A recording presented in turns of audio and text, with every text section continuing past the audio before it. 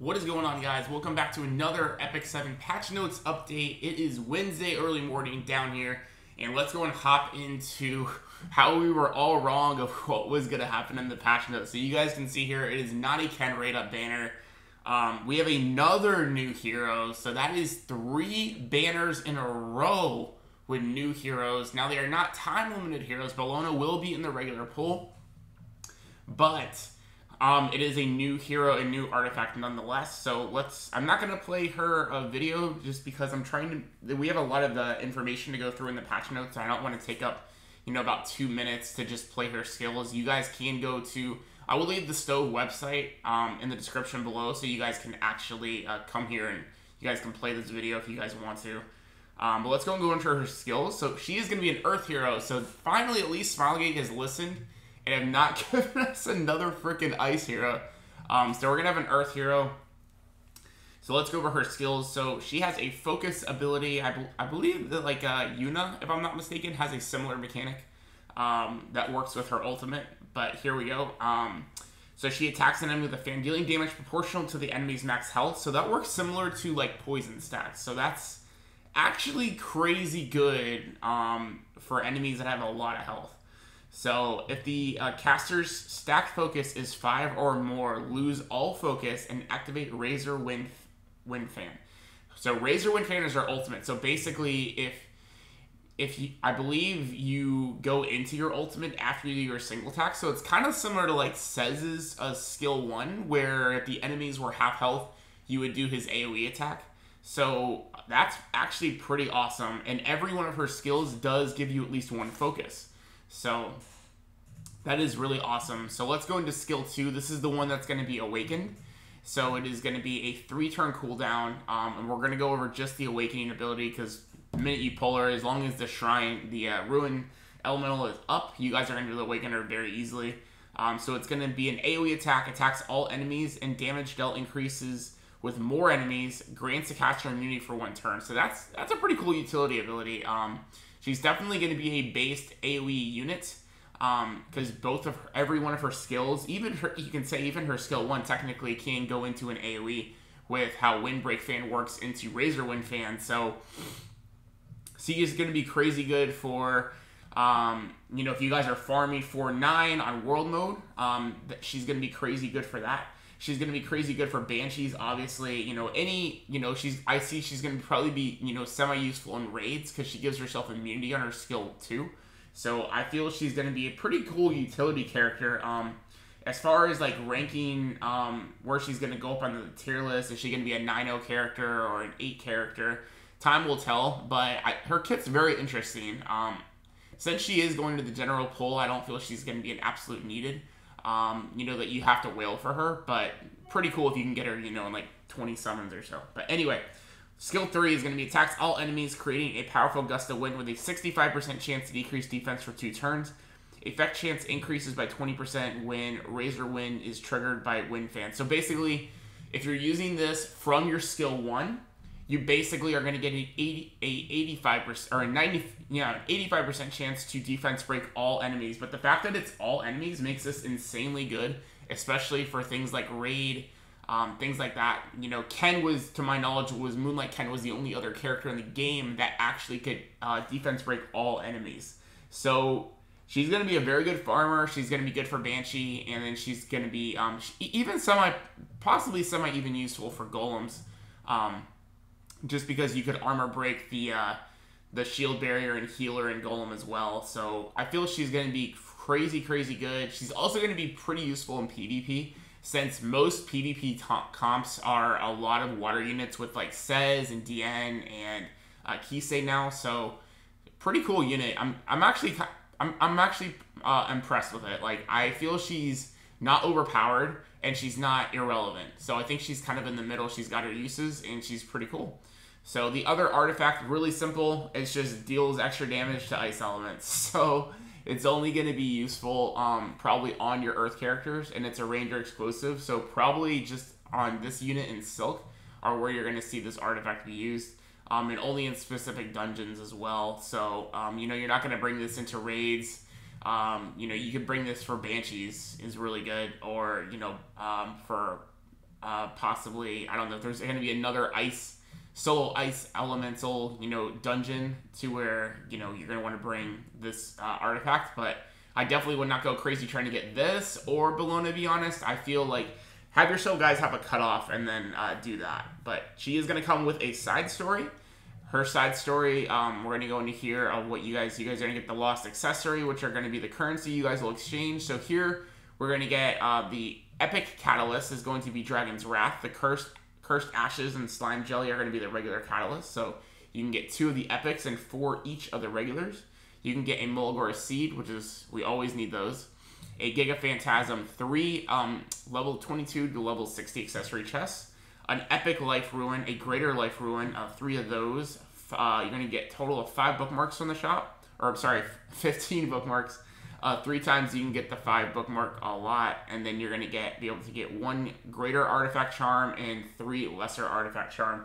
Unfortunately, no accessory charms, which is what we honestly need more of for rings and necklaces, but that's fine. And then any extra you guys want to farm, you guys are going to get that 2,500 gold. So yeah, no like small miracles chest like what we had. So none of that. And then our reputation rewards are going to be, it looks like 5 leafs. You're going to be able to get 80,000 gold here. You're going to be able to get a rare catalyst chest. It looks like 3 silver transmit stones, 30 sky stones, 10 more bookmarks. So that's going to give you guys a total of 25 bookmarks you can get. So, that's 5 summons. And then another 3 transmit stones as well. So actually it's a total of 6 silver transmit stones. So, it's the average, just like Destina, side story originally. It's nothing super crazy.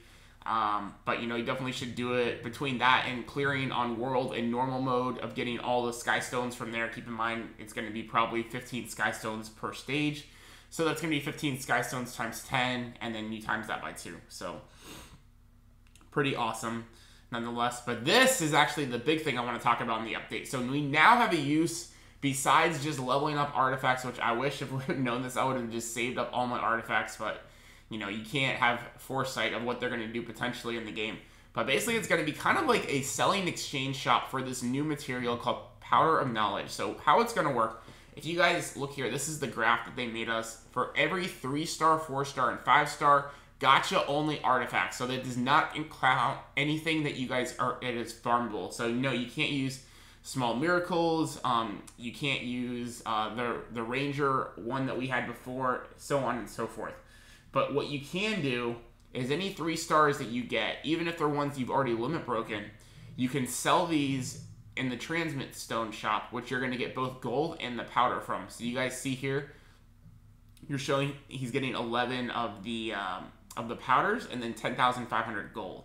So what that means is anything you guys get from now on, if you guys don't want to, I would suggest not using your 3-star and 4-star artifacts to rank things up, as far as to just get levels outside of, obviously you do want to limit break things for things you use. There are certain 3-star artifacts you want to keep, like Daydream Joker, Candlestick, things like that. But a lot of the, if you have a lot of extra dupes and you're like, okay, I know I'm never going to use this artifact on more than one character in a team, especially if it's kind of event or a character, not event, but character exclusive for that archetype, like Ranger exclusive or Soul Weaver exclusive, etc. And you already have it maxed out, then you could sell it, and then you can get these different values and for an exchange shop. So let's go into the exchange shop of what you guys can get. So it is going to rotate, I believe it said every 4 weeks. Let me see here. Did it say up here? I know it said it somewhere.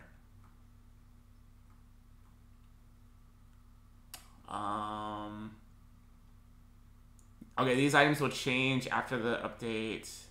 Yeah, okay, the items will change every 4 weeks. Says it right here. All right, cool. So these are all the different items you guys can get from it. So the Bottle of Knowledge, which you guys scrolled on here, this is to use to limit break any 5-star artifact. So it's basically, if you guys play Dokkan Battle, it's basically like an Elder Kai for your artifacts. And you guys see here, you can get 3, or looks like 4 different 5-star artifacts that cost 180 powders each. The 4-star artifacts, looks like there are 4 as well, and those cost 60 each. I have all of the 4-star artifacts. So, and I believe I have Shimurda's Staff and Holy Sacrifice. So the one I really want is Durandal. That's the one I'm really going to go for.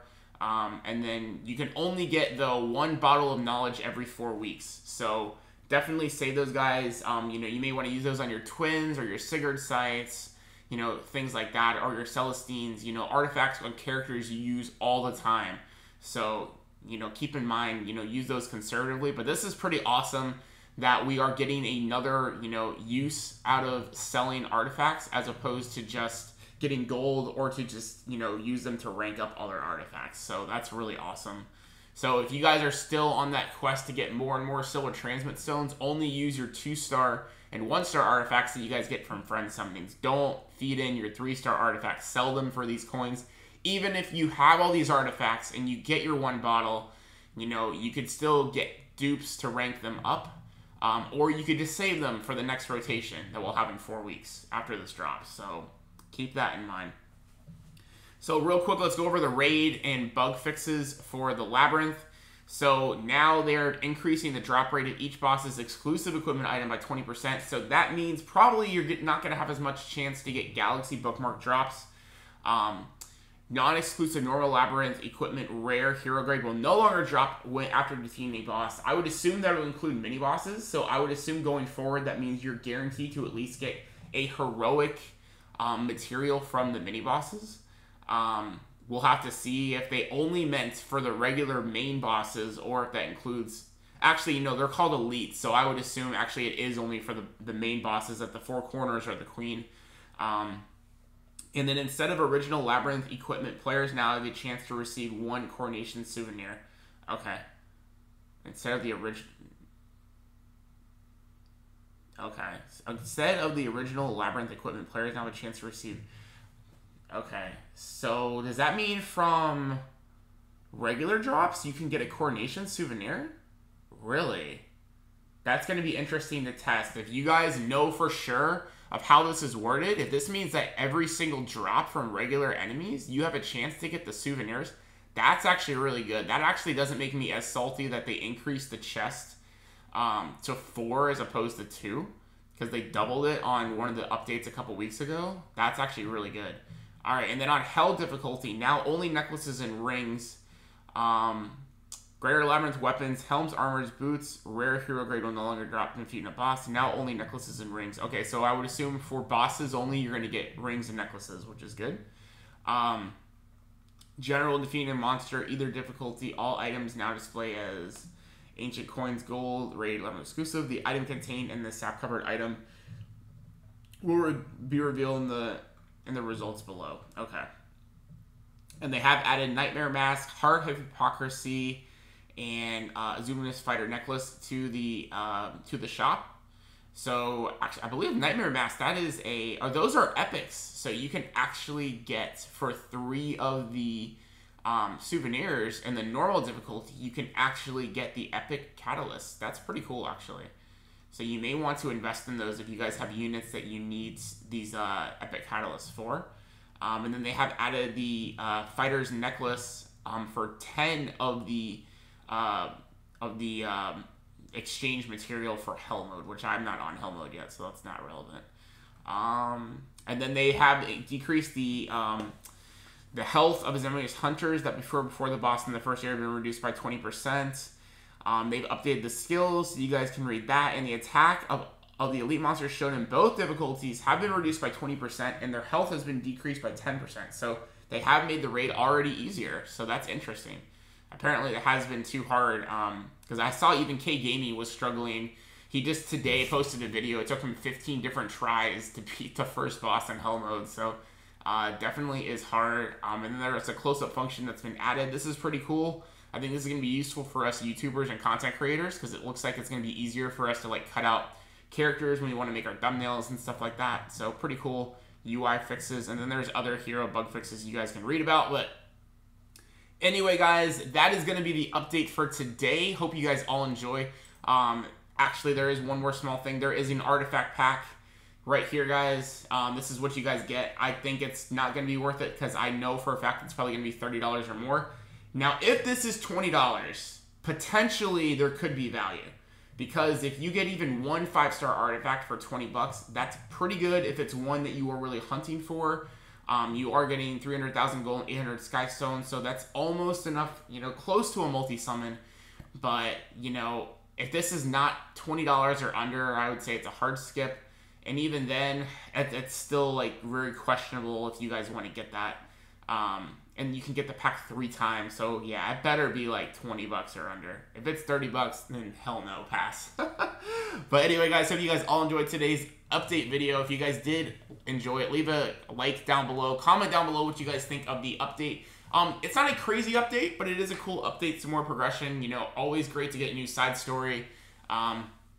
We were really thinking it was going to be Ken from the leaks, so I guess Reddit was incorrect with your data, with the data mine on Ken's rate up banner, and then also was not Luna. So very, very interesting. They threw us for a loop, but Bellona was another one on the sites. So I know a lot of people like speculated on her a couple weeks ago, shortly after the Christmas event dropped. So, you know, if you guys were thinking it was going to be her, congratulations, you were right. But thank you guys so much for continuing support. As always, checking out the video today. If you guys are new to the channel, don't forget to hit that subscribe and bell icon down below so you guys can be continued update on all the epicseven content on the channel. So thank you guys so much for checking it out today, and we'll see you guys in the next epicseven video. Peace out, guys.